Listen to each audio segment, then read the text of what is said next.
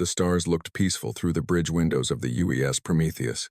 Commander Elena Vasquez stood with her hands behind her back, watching the endless blackness of space as her ship dropped out of hyperspace. The jump had been smooth. The colonists in the lower decks were probably still sleeping. Everything was going according to plan. The Prometheus was not a warship. She was a cargo freighter, big and slow and full of hope.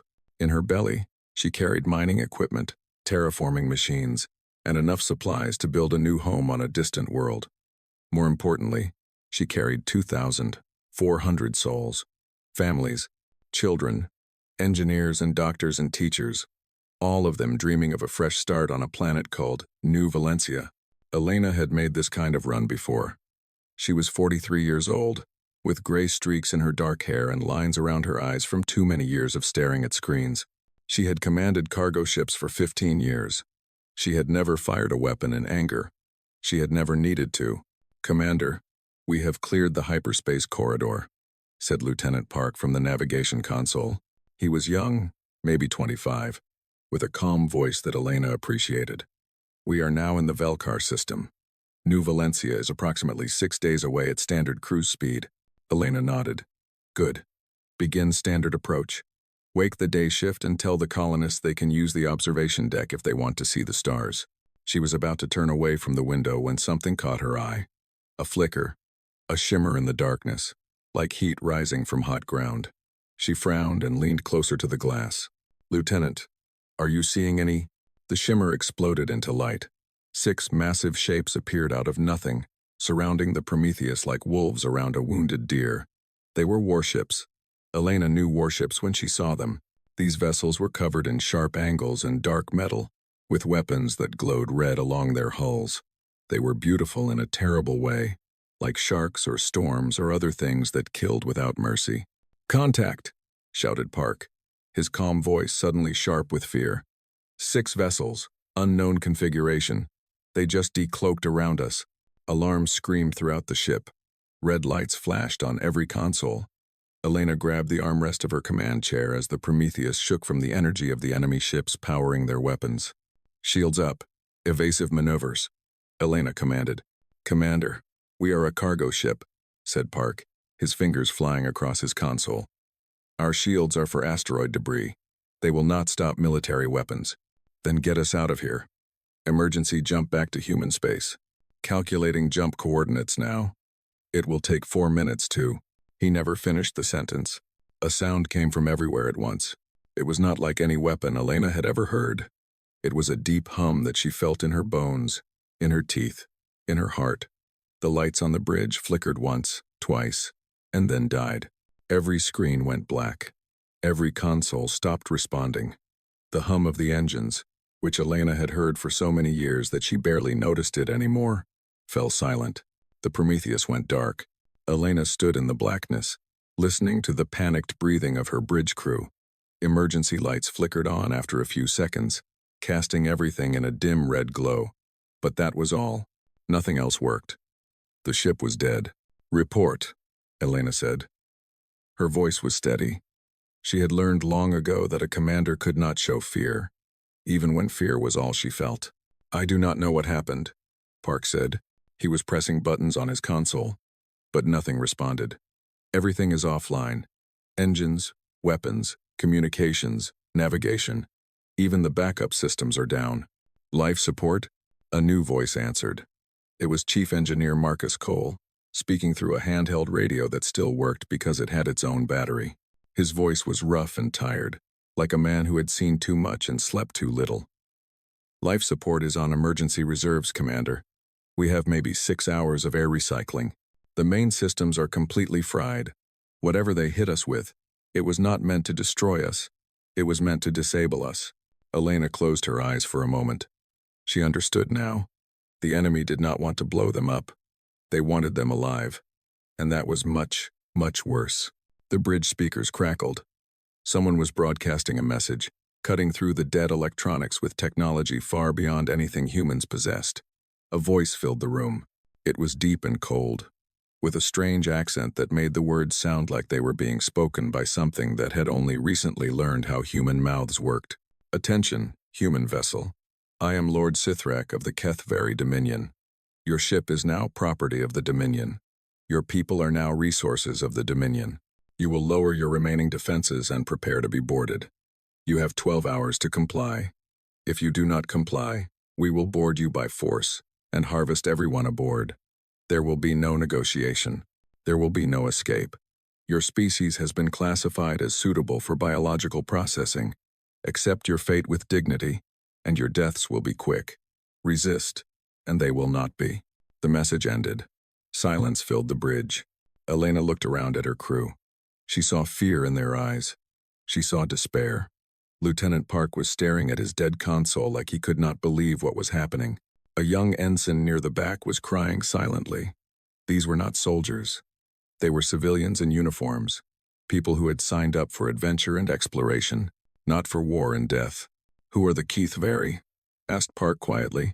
Elena shook her head. I have heard rumors. They are an empire on the far edge of explored space.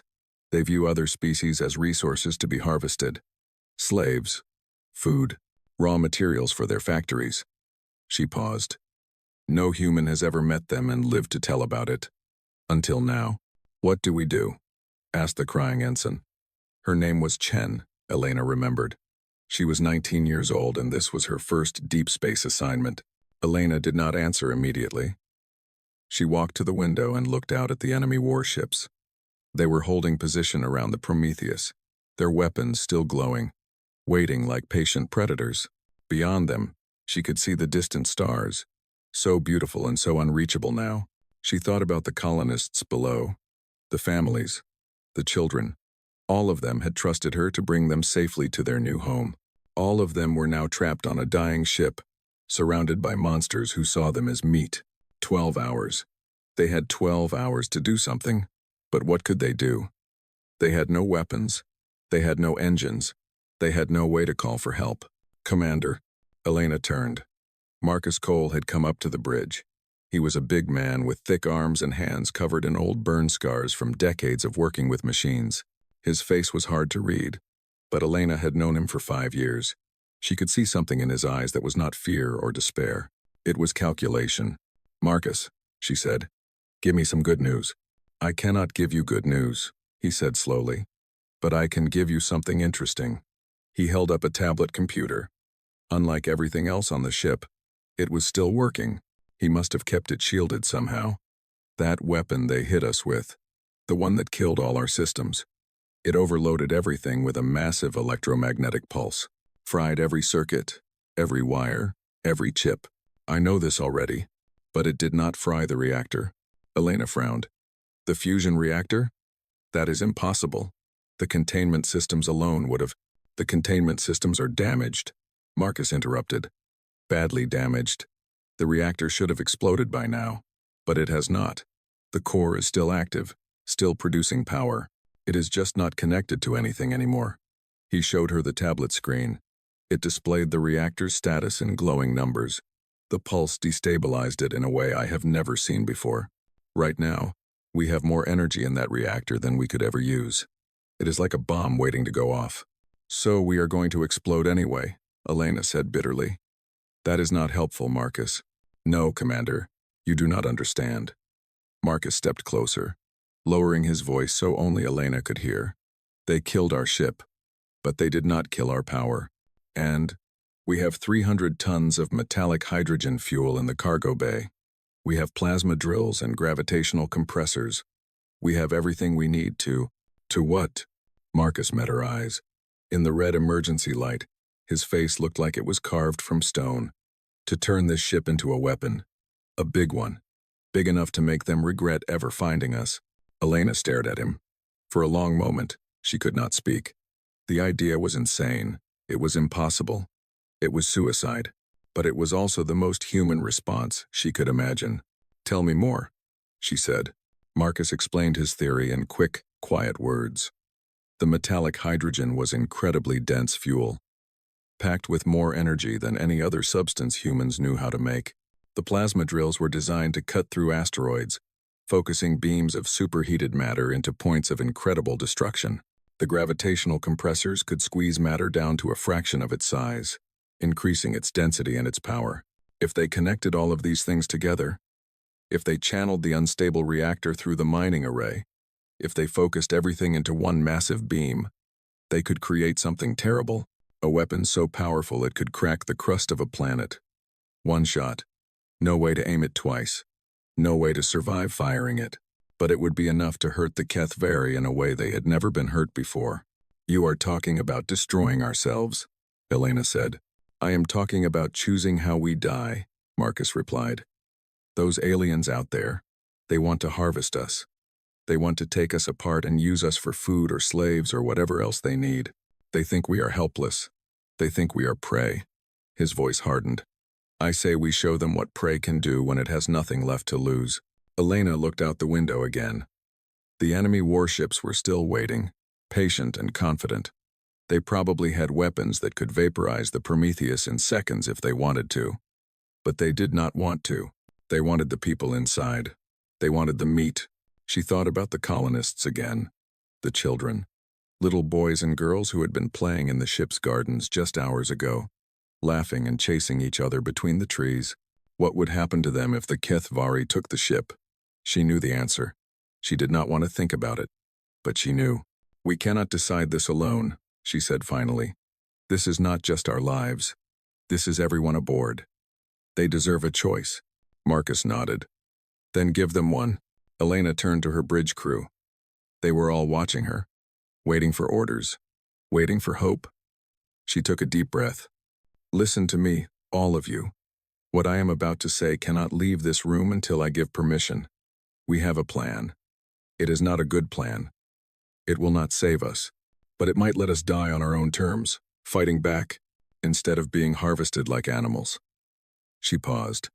We can turn this ship into a weapon big enough to hurt those monsters out there in a way they will never forget, but using it will kill everyone aboard. There is no escape. There is no survival. Just one chance to make our deaths mean something. The bridge was silent. Elena could hear her own heartbeat in her ears. Then Lieutenant Park spoke. His voice was quiet but steady. What is the target? Marcus stepped forward. He pulled up a star chart on his tablet and pointed to a pale dot in the distance. That is Keth Prime, the homeworld of the HFY Dominion, the seat of their empire. If we can align the ship correctly, we can fire directly at it. You want to attack their planet? Asked Ensign Chen. Her tears had dried. Her face was pale but focused. I want to burn their capital city, Marcus said. I want to kill their leaders, destroy their palaces, and carve a scar across their world that they will see for 1,000 years. I want every species in this galaxy to know what happens when you corner a human.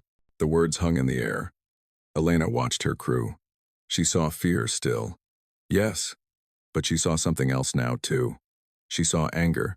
She saw determination. She saw the stubborn, defiant fire that had carried humanity across the stars, through wars and plagues and disasters that would have destroyed any weaker species. I will need volunteers, Elena said. I cannot order anyone to do this, but if enough of us agree, if the colonists agree, then we will do it. We will make our last hours count. One by one, her bridge crew stood up. Park, Chen, the helmsman, a quiet man named Rodriguez who had not spoken a word since the attack, the communications officer, a woman named Okonkwo who had 3 children in the colony section below. All of them stood. We are with you, Commander, Park said. Whatever happens. Elena felt something warm spread through her chest. It was not happiness. There was no room for happiness now, but it was pride. Pride in these ordinary, extraordinary people who had chosen to fight instead of surrender. Then let us get to work, she said. We have 12 hours to build a planet killer, and I intend to use every single minute. The work began immediately. Marcus rushed back to engineering to assess what was possible and what was fantasy. Elena ordered her crew to begin spreading the word quietly among the colonists. Not panic, not despair, just the truth, and a choice. As the hours ticked by, as the enemy warships waited patiently outside, something changed aboard the Prometheus. The fear did not disappear, but it transformed. It became fuel. It became purpose. It became the cold, hard resolve of people who had accepted their fate and decided to make it count. They were going to die. That was certain now. But they were not going to die as victims. They were not going to die begging for mercy. They were going to die as humans, fighting until the very end, screaming their defiance into the void, and the galaxy was going to remember their scream forever. Marcus Cole had spent 30 years working with machines. He had started as a teenager in the shipyards of Mars, learning to weld metal and wire circuits.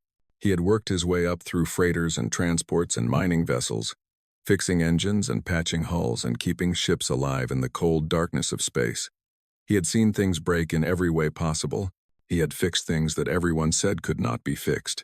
But he had never built a weapon before. The engineering bay of the Prometheus was a mess. Emergency lights cast everything in a dim red glow. Cables hung from the ceiling like dead snakes. Consoles that had once displayed clean readouts were now dark and useless. The air smelled like burned plastic and ozone. Marcus stood in the middle of the chaos, surrounded by his engineering team. There were 12 of them, men and women who had worked with him for years. They looked at him with a mix of exhaustion and determination. None of them had slept since the attack. None of them planned to sleep until this was done. "All right," Marcus said, spreading a hand-drawn schematic across a metal table. "Here is what we know.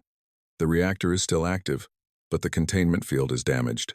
We have maybe 10 hours before it goes critical on its own. That gives us a window." "A window to do what, exactly?" asked Rivera, his second in command. She was a small woman with short gray hair and steady hands. She had been an engineer longer than Marcus had been alive. "A window to make the biggest gun in human history." Marcus tapped the schematic. "The reactor is putting out more power than we can measure. Normally, that power would be distributed through the ship's systems, converted into thrust and life support and all the other things that keep us moving. But those systems are dead now. The power has nowhere to go, which is why we are going to explode," said a young engineer named Tanaka. "Which is why we are going to explode in a very specific direction," Marcus corrected. "Look, the mining array on the lower deck was designed to crack asteroids. It uses plasma drills and gravitational compressors to focus energy into beams that can cut through solid rock. The array was never meant to handle this much power. But if we modify it, if we strengthen the focusing chambers and reinforce the emitters, we can channel the reactor's output through it." Rivera frowned. "You are talking about turning the entire ship into a directed energy weapon." "Yes. That is insane. Yes. The power transfer alone would melt everything between the reactor and the array." "Probably. And the metallic hydrogen in the cargo bay? If that ignites during the power transfer, we will vaporize before we can fire." "Also probably." Marcus looked around at his team. "I never said this was a good plan. I said it was a plan, the only one we have." The engineering bay fell silent. Marcus could hear the distant hum of the reactor, unstable and hungry, waiting to consume them all. He could feel the weight of what he was asking. These people had families. They had hopes and dreams and futures that were now being measured in hours instead of years. Then Rivera spoke again. Her voice was calm, almost casual. "So what do you need us to do?" Marcus felt a wave of gratitude wash over him. He had known these people would not let him down. Engineers were a special breed. They solved problems. They found ways. They built things that worked even when everyone said they would not. "First, we need to bypass the damaged containment systems," he said. "We cannot fix them, but we can route around them. If we create a direct conduit from the reactor core to the mining array, we can channel the energy without going through the ship's normal systems.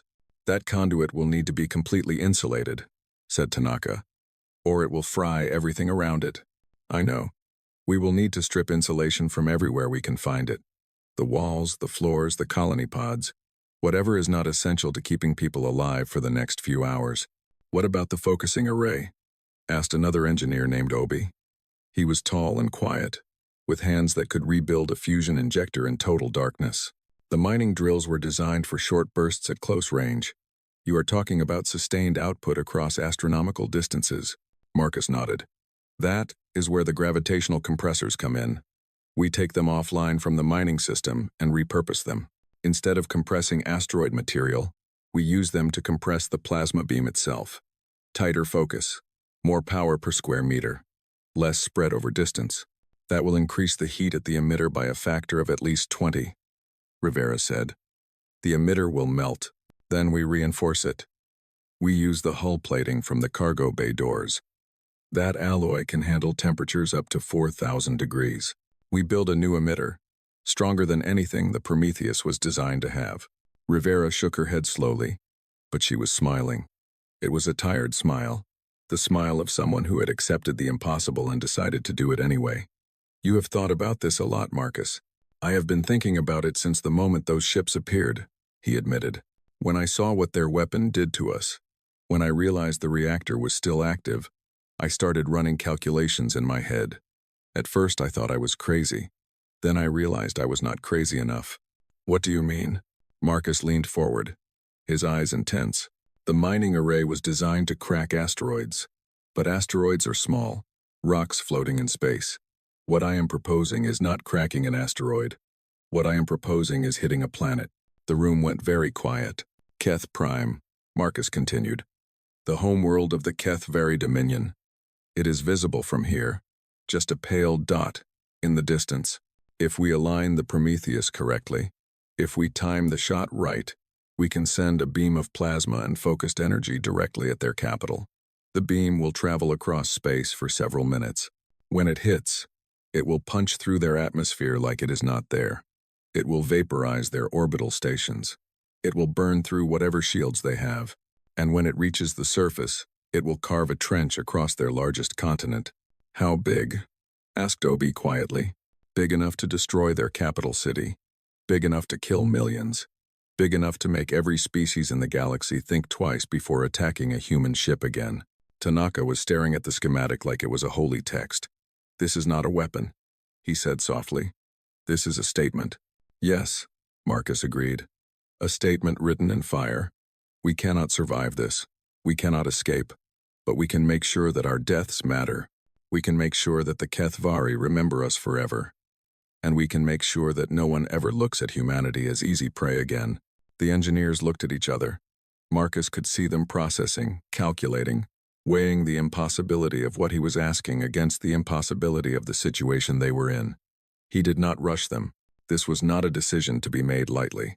Finally, Rivera spoke for all of them. Tell us what to do. Marcus felt his heart swell with pride. These were his people. These were engineers. Give them a problem, and they would solve it, even if the problem was their own death. First priority is the conduit, he said. We need a clear path from the reactor to the mining array. That means cutting through 3 decks and reinforcing every meter of the passage. Rivera, you are in charge of that. Take whoever you need.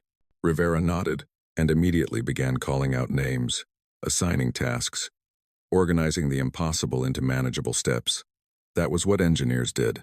They broke down mountains into pebbles and moved them one at a time. Tanaka, you are on the focusing system.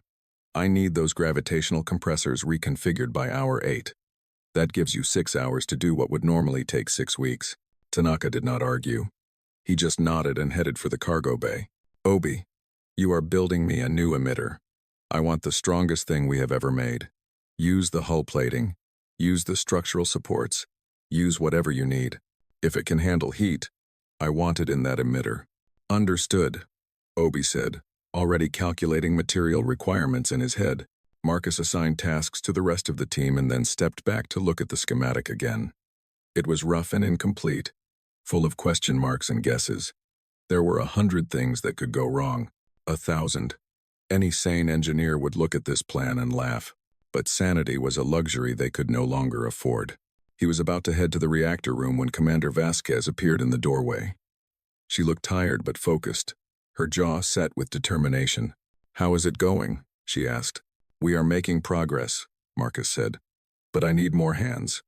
Can you spare anyone from the bridge crew? Everyone who can walk is already working, Elena said. The colonists are helping too.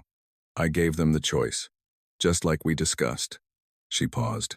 They voted, Marcus. All of them. Even the children's parents voted for them. And? Unanimous.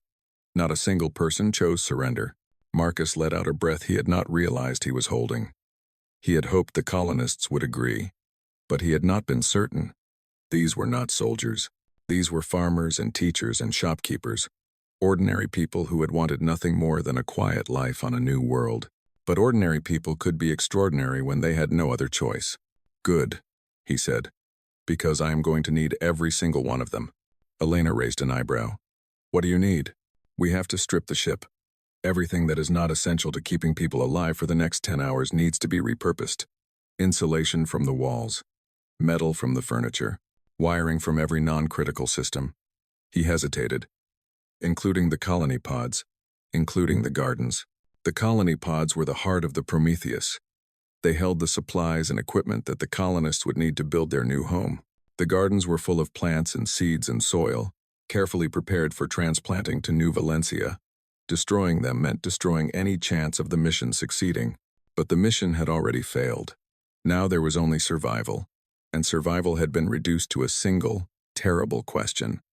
How do we die? Elena nodded slowly. I will make it happen. What else? We need to rotate the ship. The mining array is on the lower deck, facing away from Keth Prime. We need to turn the Prometheus so the array points directly at the target. Our maneuvering thrusters are dead. I know, but we still have the emergency venting systems. If we vent atmosphere from specific points on the hull, we can create thrust. Not much, but enough to rotate the ship a few degrees at a time. Elena's eyes widened. You want to use our air to move the ship? We will be dead before we run out of air anyway. Might as well use it for something useful. She stared at him for a long moment, then laughed. It was a short, sharp laugh, full of dark humor. You know, Marcus, when I hired you 5 years ago, you told me you were just a simple engineer who wanted to keep ships running. I am a simple engineer, he said. I am just keeping this ship running for one last job. Elena put her hand on his shoulder. Make it count. I will. She left to organize the colonists, and Marcus headed for the reactor room. The journey took him through corridors that were already being torn apart. He passed groups of colonists pulling wire from the walls, their hands raw and bleeding from the work. He passed children carrying bundles of insulation, their faces serious and focused. He passed elderly men and women who could barely walk but refused to sit idle while others worked. No one complained. No one asked why. They all knew. When he reached the reactor room, the heat hit him like a wall. The damaged containment fields were leaking radiation and thermal energy, making the air shimmer. Warning lights flashed constantly, and alarms that should have been deafening were silent because the speakers had been fried. Marcus stood before the reactor core and looked at the readings on his tablet. The numbers were terrifying. The reactor was producing enough power to run a small city, and it had nowhere to go. It was like a bomb counting down. Except the timer was made of physics instead of electronics. But physics could be manipulated. Physics could be directed.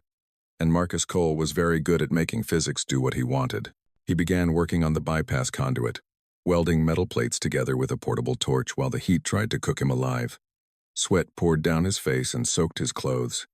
His hands shook from exhaustion, but he did not stop. Hours passed. The work continued.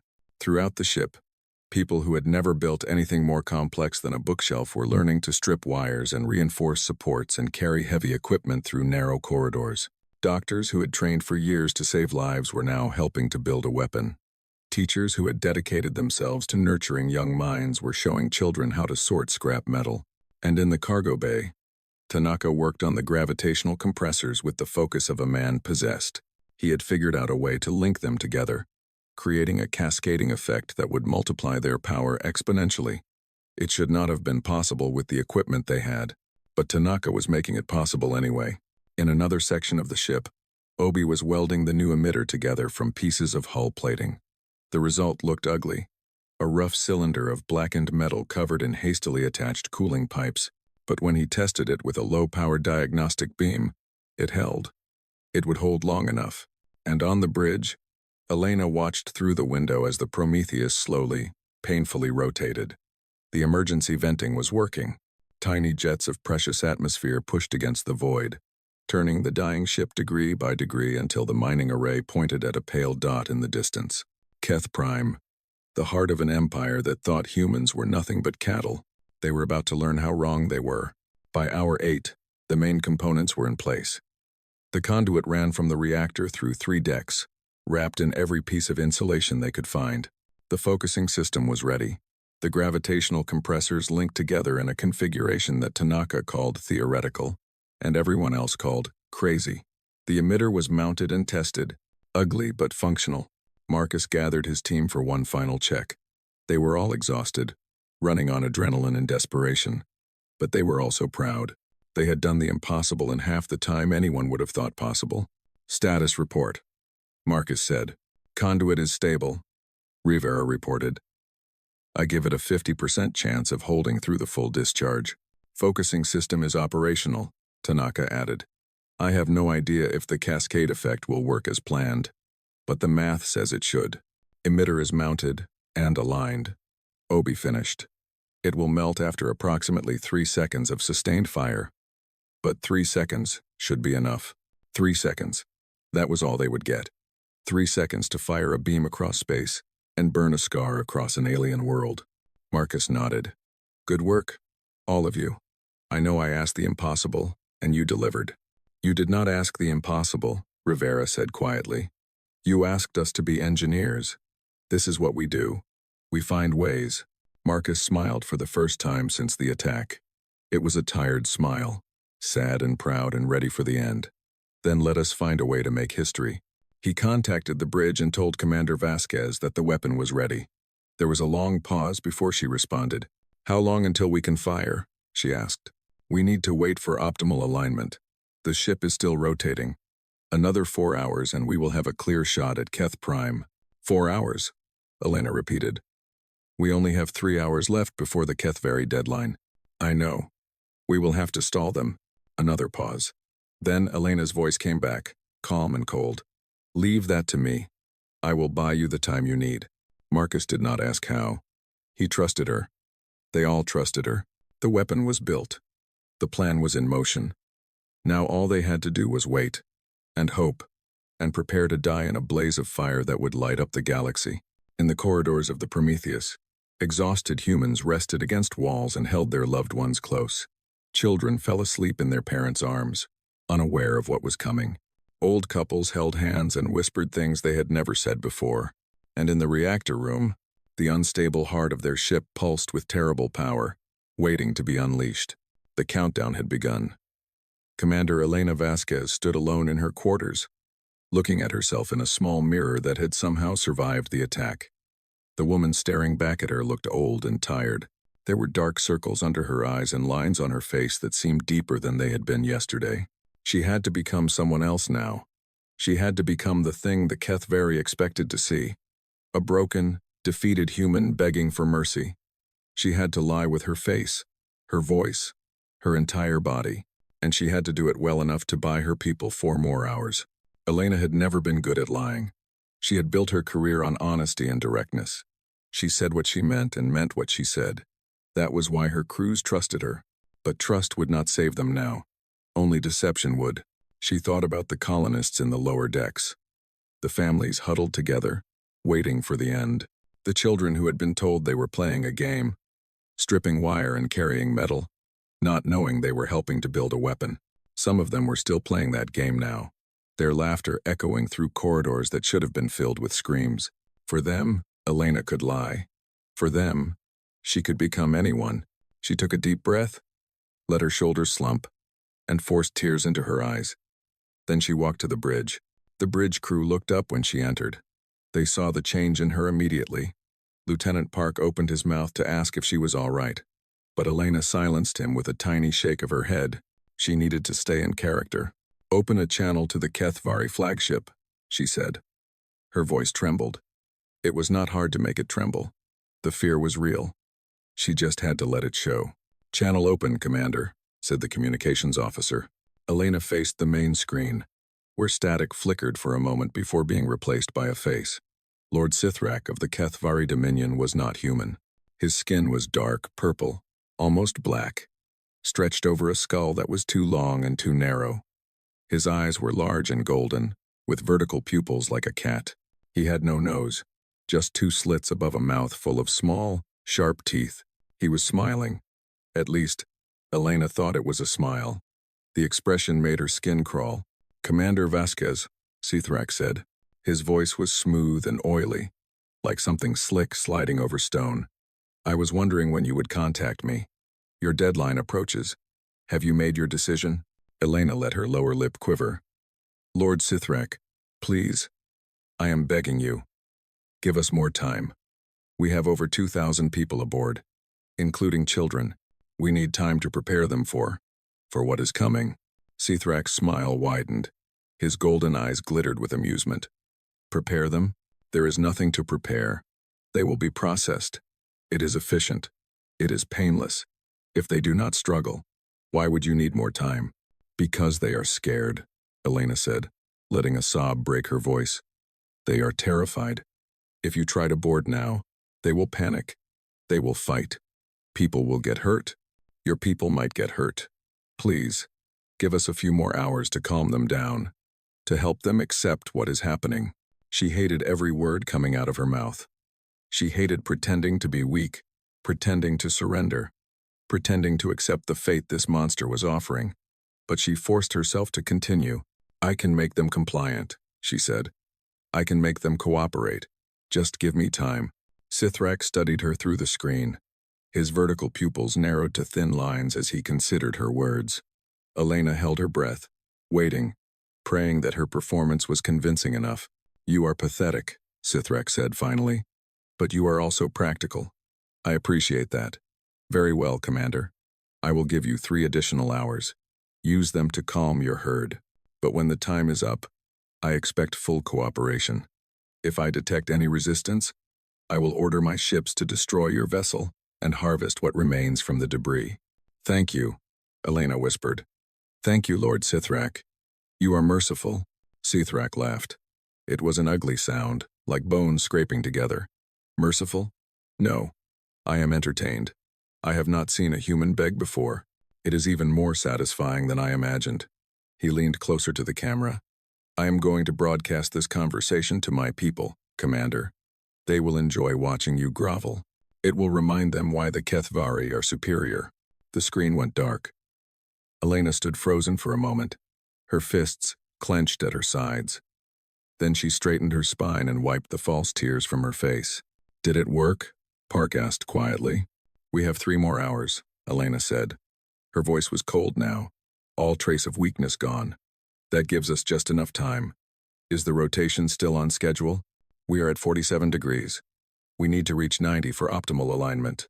Keep venting, slowly. We cannot let them notice the ship is moving. Understood, Commander. Elena turned to the window and looked out at the enemy warships. They were still holding position, patient and confident. They thought they had won. They thought the humans aboard the Prometheus were already cattle, just waiting to be collected. They had no idea what was really happening inside this dying ship.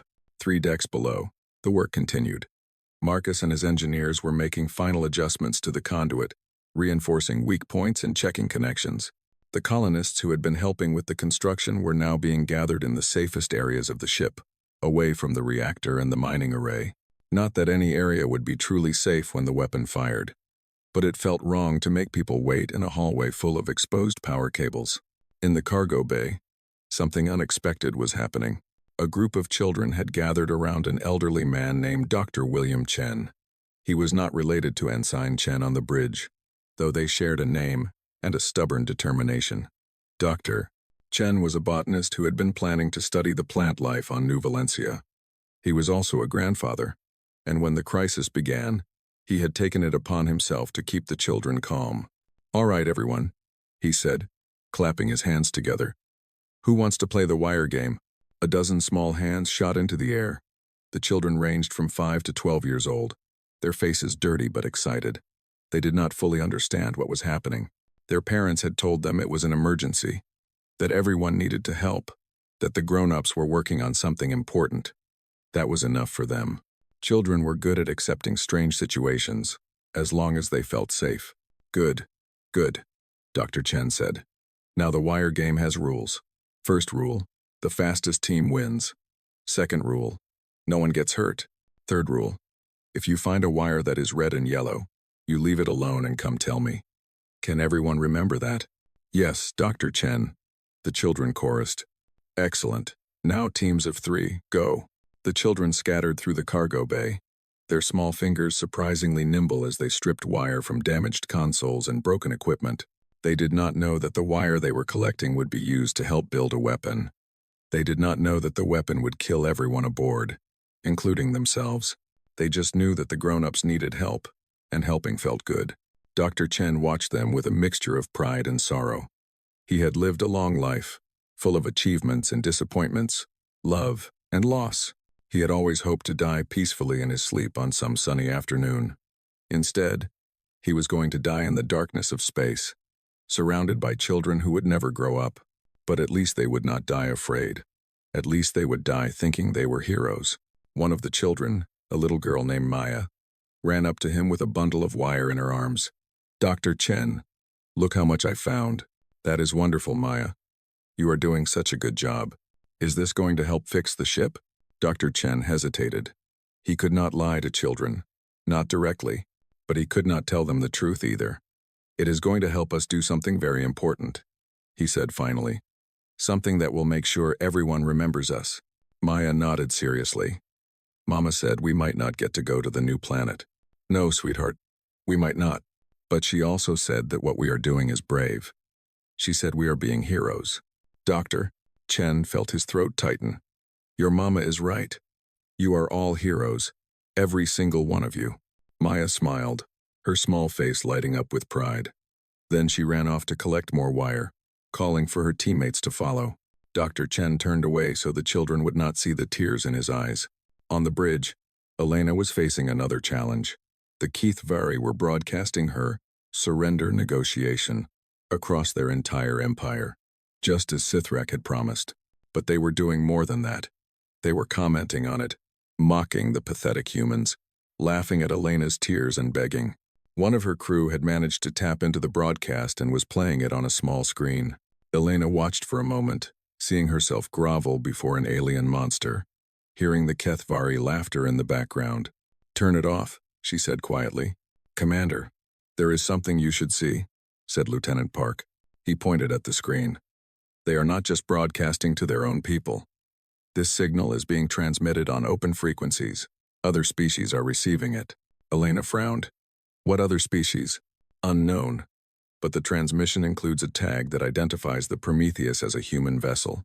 They want the galaxy to see what happened to us." Park's voice was grim. "They are making an example of us." "Good," Elena said. Park stared at her. "Good?" "Yes, good. Let them broadcast. Let every species in the galaxy see what the HFY did to a helpless cargo ship. And let them all see what happens next." Understanding dawned in Park's eyes. "When we fire the weapon, every signal that carries our humiliation will also carry our response. The same channels that showed the HFY laughing will show their homeworld burning." Elena smiled, and there was nothing warm about it. We could not have planned better propaganda if we tried. The hours crawled by. Elena continued to play her role, contacting Sithrak periodically to beg for small mercies, better air quality, food for the children, permission to hold religious services. Each time, Sithrak granted her requests with condescending amusement. Each time, Elena felt a little piece of her soul die, but she also felt something else growing inside her.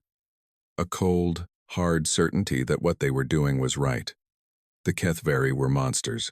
They saw other species as resources, things to be used and discarded. They had probably done this to countless other ships, countless other peoples. The galaxy was full of their victims. Today, the victims were going to strike back. In engineering, Marcus was running final diagnostics on the weapons system. Everything was as ready as it was going to be. The conduit was holding. The focusing system was calibrated. The emitter was aligned. All they needed now was the signal to fire. "How are we looking?" Rivera asked, coming up beside him. 50-50, Marcus said honestly. "Maybe 40-60 against us. There are too many variables. The conduit might fail. The focusing might not work as planned. The emitter might melt before we get enough energy through. And if everything works, then we burn a hole in their planet the size of a small country." Marcus looked at his second in command. "Rivera, I want you to know something. Working with you has been the honor of my career. Whatever happens in the next hour, I am glad I got to build this impossible thing with you." Rivera smiled. It was a sad smile, but genuine. "Same to you, Marcus. Now let us make sure it works." On the bridge, Elena received word that the rotation was complete. The Prometheus was now perfectly aligned, her mining array pointing directly at Keth Prime.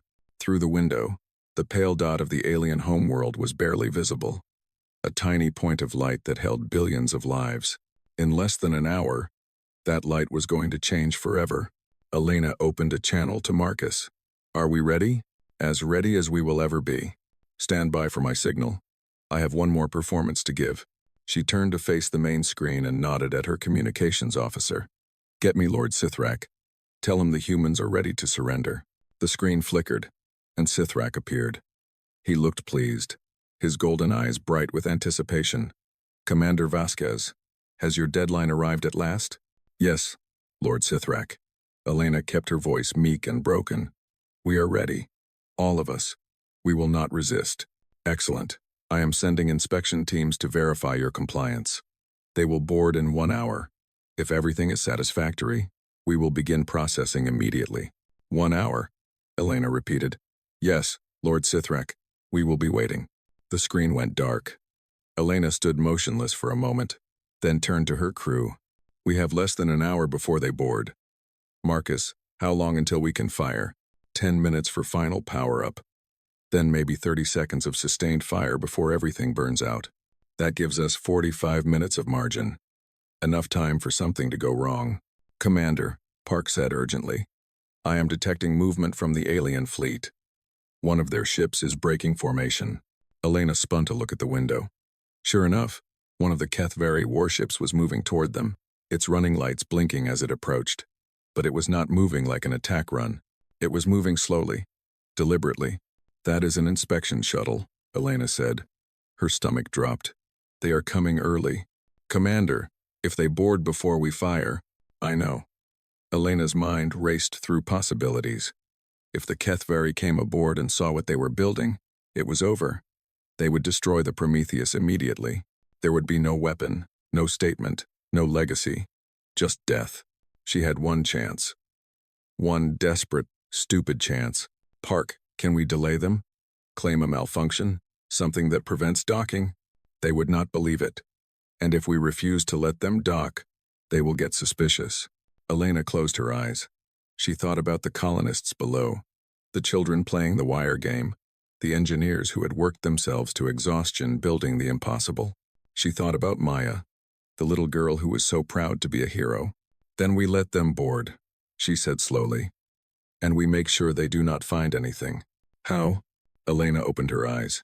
They were hard and cold. "By giving them something else to look at. Something that keeps their attention away from engineering. Commander, tell the colonists to gather in the main atrium. All of them. Make it look like a surrender ceremony.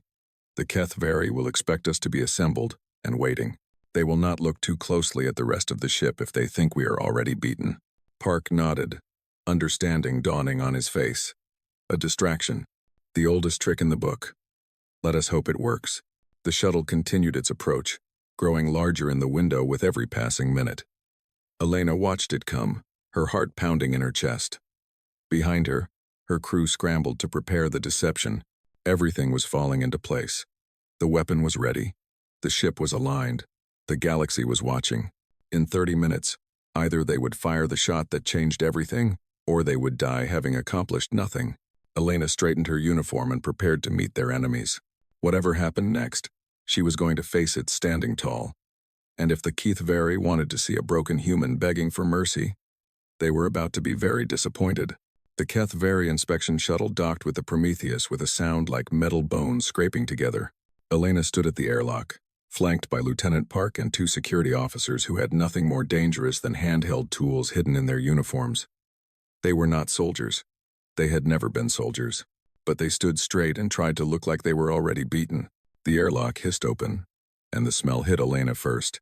It was a sharp, chemical odor, like burned copper mixed with something organic and wrong. Behind the smell came the HFY. There were 6 of them. They were taller than humans, with long limbs that bent at odd angles and skin that shifted color slightly as they moved. Their golden eyes swept over Elena and her crew with cold assessment, like farmers looking at livestock. The leader stepped forward.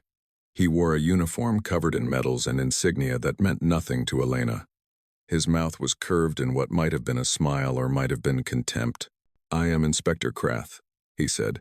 His voice was higher than Sithrak's, with a clicking undertone that made Elena's teeth hurt. You are the commander of this vessel? Yes, Elena said. She kept her eyes down, her shoulders slumped. I am Commander Vasquez. We are ready to comply with Lord Sithrak's orders. We will see.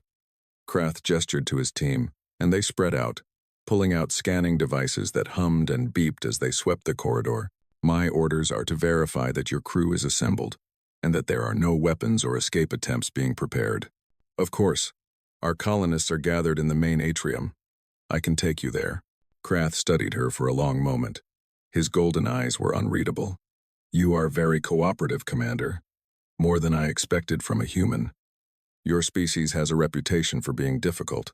Elena forced a submissive smile onto her face. We are just cargo haulers, Inspector. Farmers and teachers and engineers. We have no weapons, no military training. We know when we are beaten.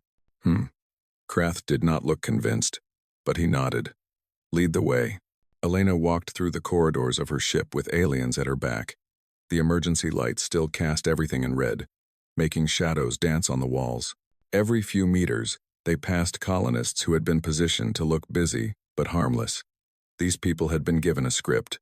Look defeated, avoid eye contact, answer questions with simple responses. The main atrium was the largest open space on the Prometheus. It had been designed as a gathering place for the colonists, a space for celebrations and meetings and community events. Now it was filled with over 2,000 people, packed together in a silent crowd. Elena saw faces she recognized.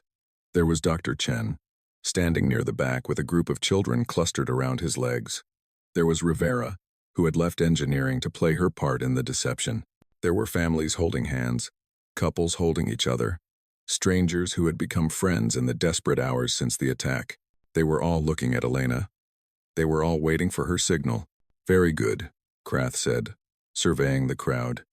They are assembled, as promised. Now my team will verify the count and check for weapons. He turned to his subordinates. Begin the inspection. Report any anomalies. The Kethvari spread through the crowd, scanning humans with their devices, pushing people aside when they moved too slowly. Elena watched them work, her heart pounding. Every second that passed was a second closer to firing the weapon. Every second that passed was also a second closer to disaster. One of the Kethvari inspectors moved toward the back of the atrium, where a door led to the lower decks. That door led to engineering, to the reactor, to everything. Elena saw Park notice the same thing. He gave her a tiny, almost invisible nod. Inspector Krath, Elena said quickly, stepping forward. May I ask a question? Krath turned to look at her, annoyance flickering across his alien features. What is it? Lord Sithrak mentioned that we would be processed.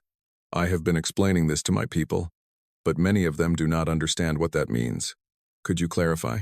It was a distraction, pure and simple. Elena needed Krath's attention away from his subordinate, away from that door. Krath's expression shifted to something that might have been amusement. You want to know what happens to you? Very well. Your species is classified as suitable for biological processing. This means your organic material has value. Some of you will be converted into nutrient paste for our food supplies. Others will be used for medical research. The young and healthy may be taken as labor resources. He tilted his head. Does that answer your question? Elena felt sick. She had known, in an abstract way, what the Kethvari intended, but hearing it spelled out so casually, so clinically, made it horrifyingly real. Yes, she managed. Thank you for clarifying. Behind Krath, the inspector who had been heading toward engineering stopped. He had found something. His scanning device was beeping rapidly, and his golden eyes were fixed on the readout with growing alarm. Elena's blood went cold. Inspector Krath, the subordinate called out. I am detecting unusual energy readings from the lower decks. The reactor output is far above normal parameters. Krath spun around. What? The ship's main reactor. It is producing power levels that should be impossible for a vessel of this class, and there appears to be a large amount of that power being channeled somewhere in the lower sections. For a moment, nobody moved. The entire atrium seemed frozen in time. Elena could see the calculations happening behind Krath's golden eyes. the suspicion crystallizing into certainty. Then Krath looked at her. His face had changed.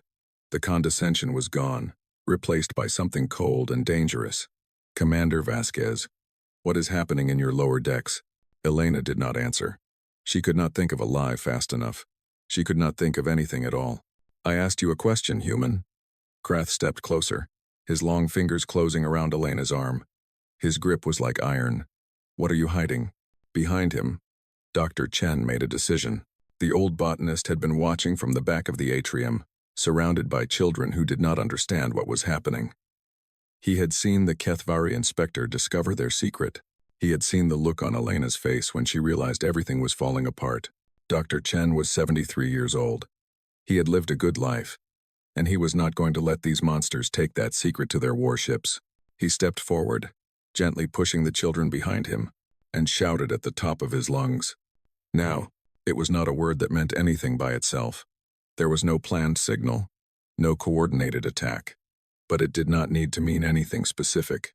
It just needed to break the tension, to create chaos, to give the humans something to do besides stand and wait. And that is exactly what it did. The colonists surged forward. They were not soldiers, but they were desperate. They threw themselves at the Kethvari with nothing but their bare hands and the tools they had hidden in their clothes. Welding torches and wire cutters and metal pipes appeared from nowhere. The atrium erupted into violence. Elena twisted free from Krath's grip as he stumbled backward in surprise. Park was already moving, tackling one of the inspectors to the ground. Nearby, Rivera swung a heavy wrench at another alien's head, connecting with a crack that echoed through the chaos. The Kethvari were better armed and better trained. They drew weapons that hummed with deadly energy and began firing into the crowd. Humans fell, screaming, their bodies convulsing as alien energy tore through them. But there were 2,000 humans and only 6 Kethvari. Numbers meant something, even against superior technology. Dr. Chen reached the inspector who had discovered the reactor readings. The alien turned, weapon raised. But Dr. Chen did not stop. He drove forward with all his weight, pushing the Kethvari backward through the door to engineering, tumbling them both down the corridor beyond. "Go!" Dr. Chen shouted. "Finish it. Do what you came to do." Then a burst of energy hit him in the chest, and he collapsed. In the atrium, the fighting continued. Elena grabbed a piece of broken equipment from the floor and used it to strike at Krath. She missed his head but caught his weapon hand, sending the gun spinning away. Krath snarled and lashed out with his claws, raking lines of fire across Elena's shoulder. She did not feel the pain. There was no room for pain anymore. "Park!" she screamed. "Get to engineering, tell Marcus to fire. Fire now!" Park was bleeding from a wound on his forehead, but he heard her. He broke away from the fight and ran for the door, leaping over Dr. Chen's fallen body and disappearing into the corridor beyond. Elena turned back to face Krath. The alien was reaching for a backup weapon hidden in his uniform. She threw herself at him before he could draw it, and they crashed to the floor together, rolling and struggling and clawing at each other. Around them, the battle raged. Colonists died by the dozens as Kethvari weapons found their marks. But more humans kept coming, piling onto the surviving aliens, dragging them down through sheer weight of numbers. Rivera killed one of the inspectors with her wrench, hitting him again and again until he stopped moving. A group of colonists overwhelmed another, beating him with their fists until he was still. A third inspector tried to retreat to the shuttle, but a wave of humans blocked his path and pulled him down. 17 colonists died in those terrible minutes. Men and women who had dreamed of building homes on a new world instead gave their lives in a corridor fight against monsters. Their blood stained the floor of the atrium. Their screams echoed through the ship, but they bought the time that was needed. In engineering, Marcus Cole received the message from a gasping, bleeding Lieutenant Park. "Fire," Park said, collapsing against the wall. "The commander says fire now." Marcus looked at his console. The weapon was not ready. The calibration was off. The alignment was still 2 degrees from optimal. The chances of success had just dropped from 50% to something much lower. "How bad is it up there?" Marcus asked. "Bad. They know. The Kethvari warships will know soon too if they do not already. We have minutes, maybe less." Marcus turned to his engineering team. They were all looking at him, waiting for the order. Tanaka, Obi, Rivera was still upstairs, fighting. But the others were here, ready. You heard the man, Marcus said. Power up the reactor conduit. Engage the focusing system. We fire in 60 seconds. Marcus, the calibration. Tanaka started. I know. We fire anyway. 40% odds are still odds. We take them. The engineers moved to their stations. Marcus watched the numbers climb on his console as power began flowing through the conduit they had built with their bare hands. The ship groaned around them, metal protesting against forces it was never designed to handle. In the reactor room, the unstable core pulsed with terrible energy. The containment field flickered and sparked, barely holding together. Heat poured off the conduit in waves, making the air shimmer. 30 seconds. Tanaka called out. Marcus opened a channel to the bridge. He did not know if anyone was there to hear it, but he spoke anyway. Attention all hands. This is Chief Engineer Cole. We are firing in 30 seconds. All personnel should brace for extreme conditions. And, thank you. All of you. It has been an honor. In the atrium, Elena heard the announcement through the ship's speakers, which had somehow survived the chaos. She was still grappling with Krath on the floor, both of them bloody and exhausted. What have you done? Krath hissed. What is happening? Elena smiled. It was a terrible smile, full of blood and victory. We are saying goodbye, Inspector, and we are taking your empire with us. Krath's golden eyes widened with understanding. And fear. The Prometheus began to shake. In engineering, Marcus watched the power levels climb beyond any safe measurement. The conduit was holding, barely. The focusing system was engaging. The gravitational compressors were cascading their effect through the beam. 10 seconds, Tanaka said. The heat in the room was unbearable now. Marcus could feel his skin starting to burn. He could smell smoke and melting plastic, but he did not move from his station. 5 seconds. For humanity, Marcus whispered. The weapon fired. For 3 seconds, the UES Prometheus stopped being a ship and became something else. Something ancient and terrible and powerful beyond measure. Every joule of energy from the unstable reactor poured through the conduit, through the focusing array, through the gravitational compressors, and out the modified emitter in a beam of pure destruction. The emitter melted almost instantly. Just as Obi had predicted, the conduit began to fail, sending arcs of energy through the hull. The reactor containment finally gave out, starting a chain reaction that would consume everything in seconds. But those 3 seconds were enough. The beam shot across space at the speed of light. It crossed the distance between the Prometheus and Keth Prime in minutes. Invisible and unstoppable, the Kethvari warship surrounding the dying freighter had no warning. One moment they were preparing to attack, and the next they were watching something unprecedented streak past them toward their homeworld. In the atrium, Elena felt the ship die around her. The floor buckled, the walls cracked. A terrible light filled the space, brighter than any sun. She looked up at Krath, who was still beneath her, his golden eyes wide with horror. Remember us, she said. Then the Prometheus came apart. The explosion consumed everything. The ship, the colonists, the children who had played the wire game, the engineers who had built the impossible, the commander who had lied to save them all. 2,400 souls ended in an instant of fire and light. But in that same instant, millions of kilometers away, their legacy arrived. The beam hit Keth Prime's orbital defense stations first. They vaporized without even registering what was happening. Then it punched through the planetary shields, which had been designed to stop missiles and energy weapons, not a focused beam of stellar-level power. It entered the atmosphere like a needle through cloth. The air around it superheated instantly, creating a shock wave that flattened everything for kilometers. Then it touched the surface.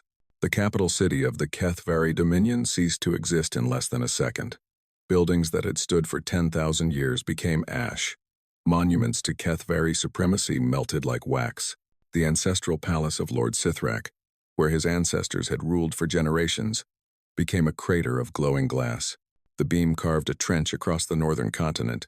Molten rock sprang into the sky. Mountains collapsed. Rivers boiled away. The very crust of the planet cracked and shifted. When it was over, 60 million Kethvari were dead. The heart of their empire had been burned out, and the galaxy had witnessed something it would never forget. A cargo ship, unarmed, carrying colonists and families and children, and they had wounded a god. on the 6 warships still floating near the debris field that had been the Prometheus. Officers stared at their screens in disbelief. They had recorded everything: the impossible weapon, the devastating impact, the death of their homeworld's greatest city. They did not know what to do. Their training had not prepared them for this. Nothing had prepared them for this. On other ships throughout Kethvari space, the same recordings were being viewed. On worlds that the Dominion had conquered, subjugated species watched with growing hope. On distant planets where humans had never been seen, governments took notice of the small, weak species that had just proven itself anything but weak. And across all of known space, a new truth was being written. Humanity was not prey. Humanity was not a resource to be harvested. Humanity was something else entirely. Something that the galaxy had never seen before. A species that would rather die than kneel. That would turn their own deaths into weapons. That would burn worlds rather than surrender. In the cold darkness where the Prometheus had been, nothing remained but debris and radiation, and a few scattered molecules of metal and plastic and human flesh. But the fire they had started would burn forever. The news reached Earth 3 days after the Prometheus died. Admiral Sarah Okonkwo was in her office at United Earth Fleet Command when the transmission arrived. It came through every channel simultaneously, bypassing all security protocols, demanding attention. She watched the footage on her screen with a face that slowly turned from confusion to horror to something else entirely. She saw the Prometheus surrounded by alien warships. She saw Commander Vasquez begging for mercy, playing a role that must have burned her soul. She saw the colonists gathered in the atrium, waiting, and then she saw the end, the beam. The impossible, beautiful, terrible beam of light that had crossed space and burned a hole in an alien world. When the footage ended, Admiral Okonkwo sat in silence for a long time. Then she picked up her communicator and called an emergency session of the United Earth Council. 12 hours later, humanity knew what had happened to the Prometheus. The reaction was not what the Kethvari had expected. They had broadcast the footage to humiliate humanity, to show the galaxy that humans were weak and pathetic, that they begged and cried when faced with superior power. They wanted to make an example of the Prometheus and her crew. Instead, they made them legends. On Earth, billions of people watched Elena Vasquez surrender to the alien inspector. They saw the tears, the broken posture, the words of submission. And then they saw the truth behind the deception. The weapon, the beam. The moment when a cargo ship full of farmers and teachers and children struck back against an empire. People wept. People cheered. People gathered in the streets, holding pictures of the Prometheus crew, singing songs that would become anthems. The names of the dead were read aloud in every city, every town, every settlement in human space. Elena Vasquez, Marcus Cole, Lieutenant Park, Dr. William Chen, Rivera, Tanaka, Obi, and 2,381 others who had chosen death over surrender. Within a week, the story had spread to every corner of the galaxy. It traveled on Kethvari broadcast channels that the Dominion could not shut down. It traveled on independent trading routes and pirate frequencies and diplomatic pouches. It reached species that had never heard of humanity, and species that had been conquered by the Kethvari for generations. Everyone saw the same thing: a small, weak species that the Dominion had marked as prey. A single ship, disabled and helpless, surrounded by warships, and then fire, burning across space, turning surrender into vengeance. The message was clear. Humanity would not be harvested. Humanity would not be enslaved. Humanity would burn everything down before it would accept that fate. On Keth Prime, Lord Sithrak stood in the ruins of what had been his capital city. The northern continent was still burning. Smoke rose into the sky in columns that could be seen from orbit. The death toll was still being counted, but it had already passed 60 million. His empire was in chaos. The Dominion had been built on the assumption of superiority. For 10,000 years, the Kethvari had conquered and harvested weaker species without consequence. They had grown complacent, arrogant, certain that no prey could ever threaten them.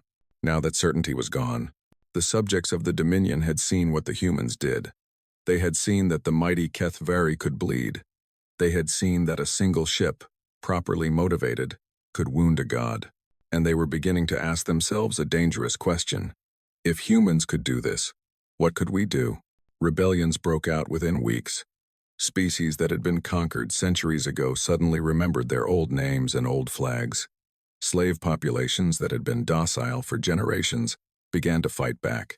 The Dominion's armies were stretched thin, trying to suppress fires that kept spreading no matter how many they put out. And everywhere, the rebels invoked the name of the Prometheus. They called it the human way. They told stories about how the humans had built a weapon from nothing, how they had refused to surrender even when surrender was the only logical choice. They made heroes of Elena Vasquez and Marcus Cole, turning them into symbols of resistance. The Kethvari tried to suppress these stories. They banned the footage.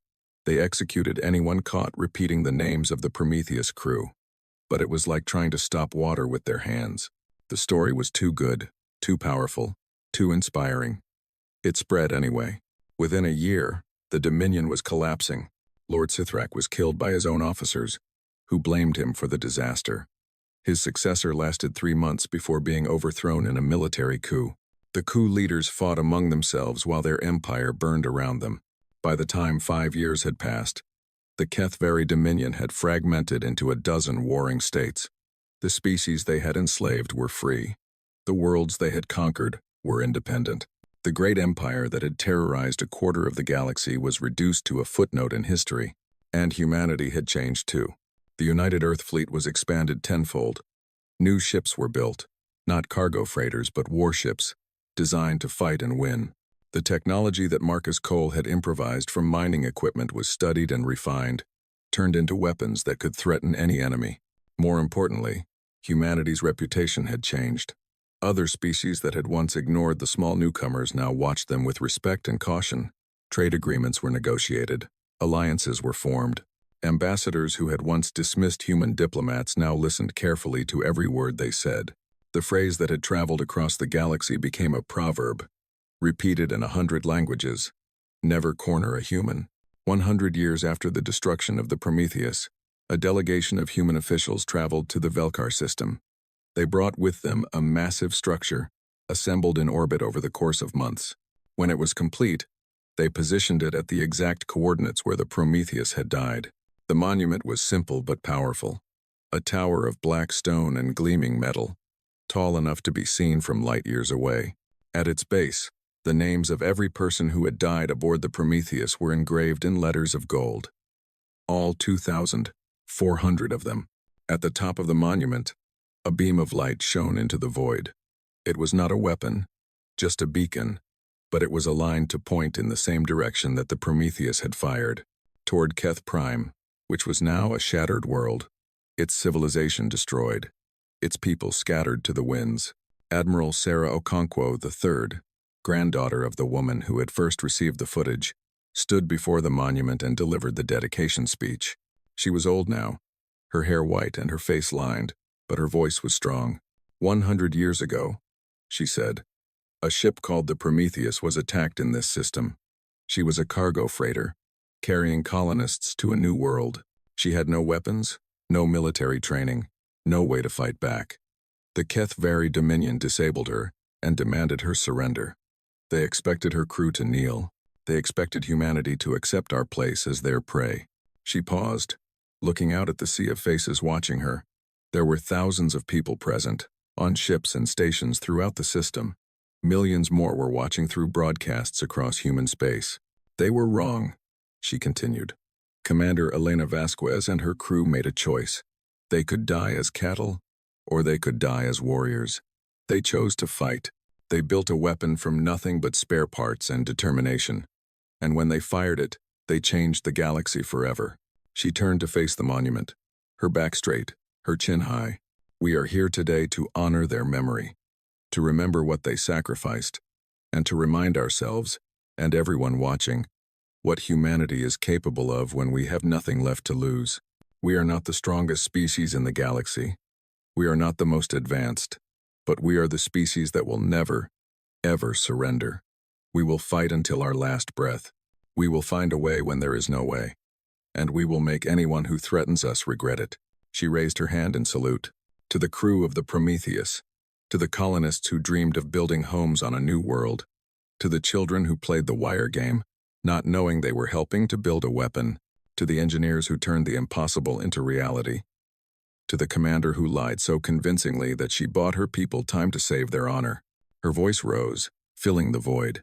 You asked us to surrender. We gave you our answer, and the galaxy will never forget it. The ceremony ended. The delegates departed. But the monument remained, a permanent marker in the darkness of space. Its light shone eternally toward the broken world that had once been the heart of an empire. Ships passing through the system began to stop at the monument. It became a tradition, first among human vessels and then among others.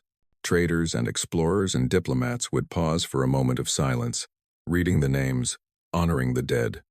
Some left offerings, flowers, tokens, messages of thanks. The aliens who stopped there always seemed a little nervous. They would look at the monument, at the list of names, at the beam of light pointing toward Keth Prime, and they would remember the lesson that the Prometheus had taught. Humans were not to be trifled with. Years turned into decades. Decades turned into centuries. The story of the Prometheus became legend, then myth, then something even older. Parents told their children about the cargo ship that became a weapon. Teachers taught the history of the human way.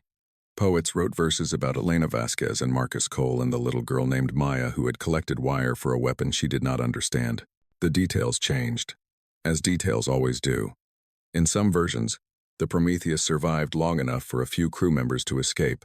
In others, Elena Vasquez lived long enough to see the beam hit Keth Prime, and her last words became the motto of humanity. In still others, the children aboard the ship were the ones who built the weapon, turning their game into something real. But the core of the story never changed. A ship was cornered. Its people were told to surrender. They refused. They built something impossible, fired a shot that crossed the stars, and changed the galaxy forever. That was the truth. That was the legacy. That was what the galaxy remembered when they thought about humanity. In the council chambers of 100 alien species, in the strategy rooms of fleets and empires, in the quiet conversations of beings who had watched civilizations rise and fall for millennia, the same phrase was repeated: never corner a human. They would rather become the fire than feel its heat. And so the Prometheus lived on, not in flesh and blood, but in something more enduring, in the fear of enemies, in the hope of allies, in the pride of humanity, in the stories told to children on 1,000 worlds about the little ship that shook the stars. They had been cattle, marked for harvest. They had been helpless, surrounded, defeated before the battle even began. And they had won anyway, not by surviving, not by escaping, but by making sure that their deaths meant something, by turning their last moments into a message that would echo through eternity. The galaxy had learned to fear many things over its long history: supernovae and black holes, and the cold death of entropy. But after the Prometheus, after the beam, after the fire, they learned to fear something new. They learned to fear humanity, and that fear would keep humanity safe for a very, very long time. On the monument in the Velkar system, the beam of light continued to shine. It would shine for centuries more, a constant reminder of what had happened here. A warning, a promise. At the base of the monument, carved below the names of the dead, was a single inscription. They asked us to surrender.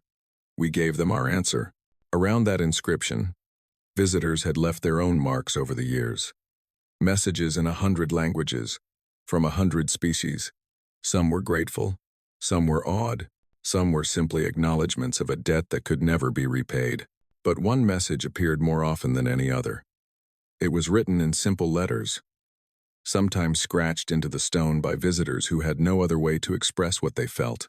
Humanity, fuck yeah. It was crude. It was simple.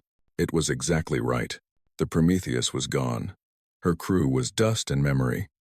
But their fire burned on, bright and eternal, lighting the way for a species that would never, ever surrender. And somewhere in the infinite darkness of space, among the scattered atoms that had once been 2,400 human beings, something like satisfaction might have lingered. They had been asked to kneel. They had chosen to burn, and the galaxy would remember that choice forever.